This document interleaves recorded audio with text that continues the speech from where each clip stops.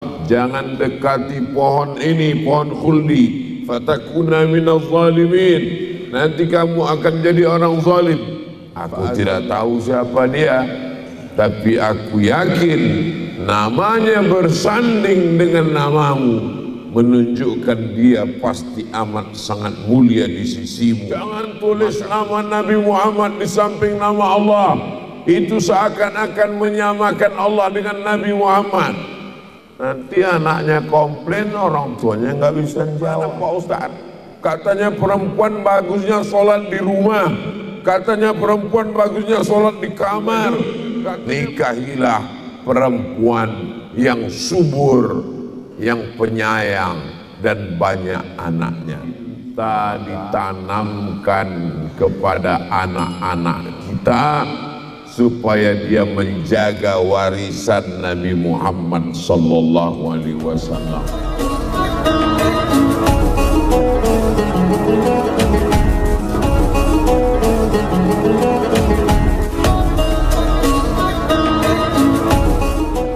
Ketika Nabi Muhammad sallallahu alaihi wasallam belum ada lagi wujudnya dalam bentuk darah, daging, kulit, kuku, tulang.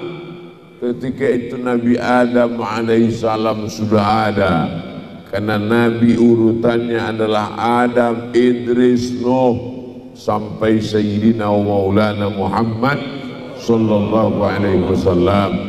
Nabi Adam kata Allah Ta'ala, la taqraba hadhihi syajarah, jangan dekati pohon ini, pohon khuldi, fatakuna minaz zalimin, nanti kamu akan jadi orang zalim.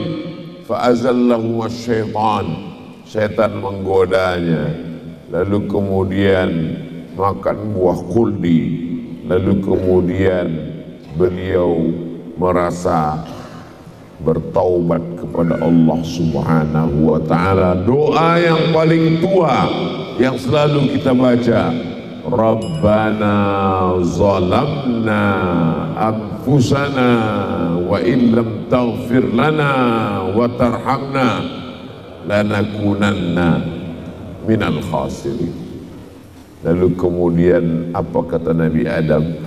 Allahumma inni atawassalu ilaika bihaqqi Muhammad sallallahu alaihi wasallam. Ya Allah, dengan menyebut nama Muhammad, ampunkanlah dosaku. Allah Ta'ala bertanya kepada Nabi Adam.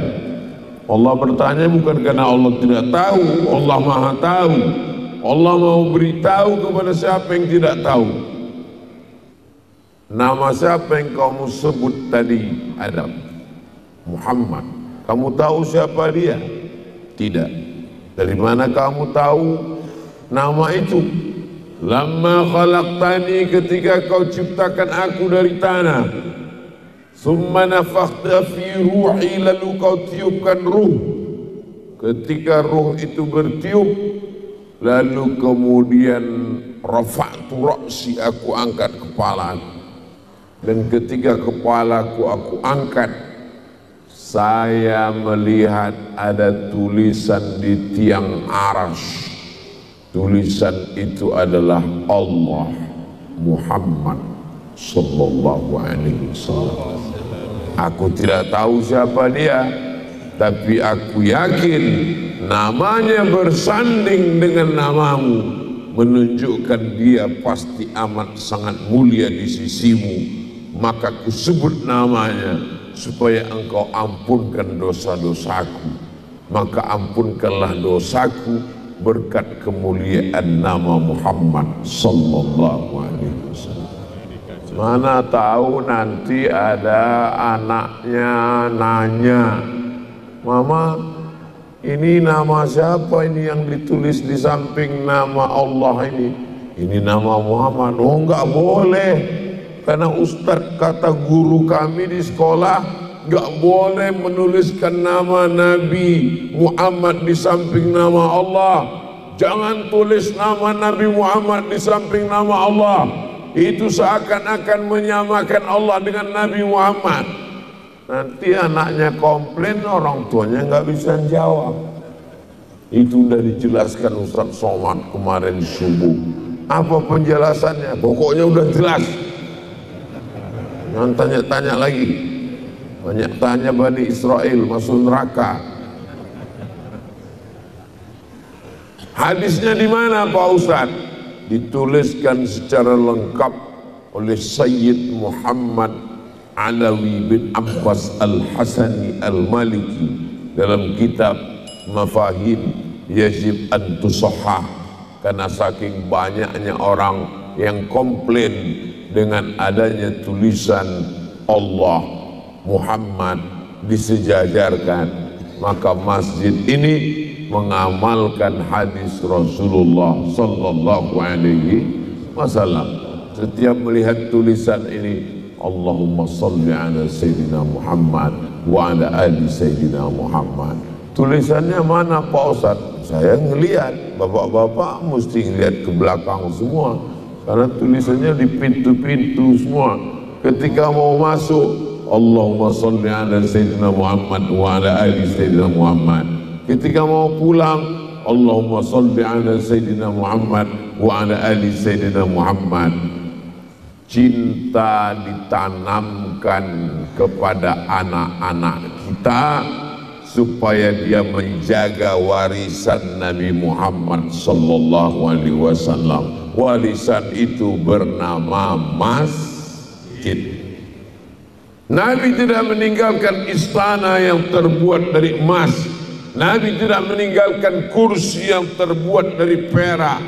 Yang ditinggalkannya adalah masjid. Maka kalau cinta kepada Nabi, makmurkanlah masjid. Ini Masjid Al-Muhajirin, jamaahnya tidak perlu saya kasih motivasi lagi sholat berjamaah.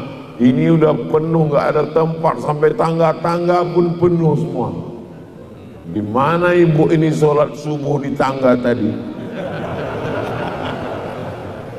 Mudah-mudahan beginilah hendaknya sampai hari kiamat insya Allah.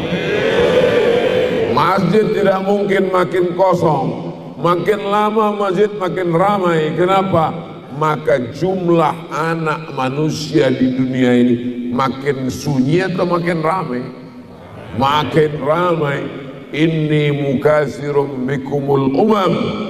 Nanti aku adalah nabi yang paling bangga ketika berkumpul di padang mahsyar. Semua umat kumpul.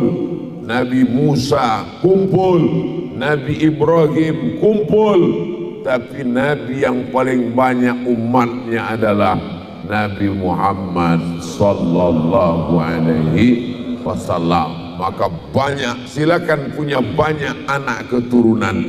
Kata Nabi, tazawwajul walud al-wadud, nikahilah perempuan yang subur, yang penyayang dan banyak anaknya. Maka yang muda-muda silakan tambah lagi sebanyak-banyaknya. Setuju bapak-bapak? Tanya dulu istrinya. Anak Indonesia masih kurang untuk memenuhi tanah Indonesia yang kosong.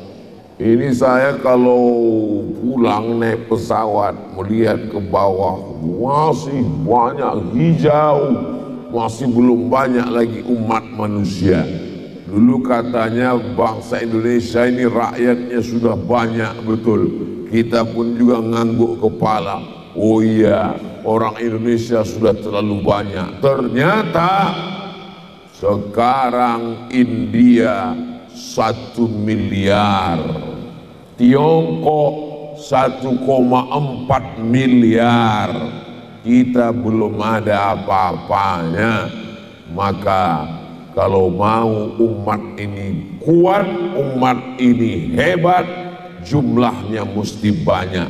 Sekarang malah ada ketakutan, tanah kita luas, jumlah orangnya kurang, dikhawatirkan orang-orang dari atas akan turun ke bawah.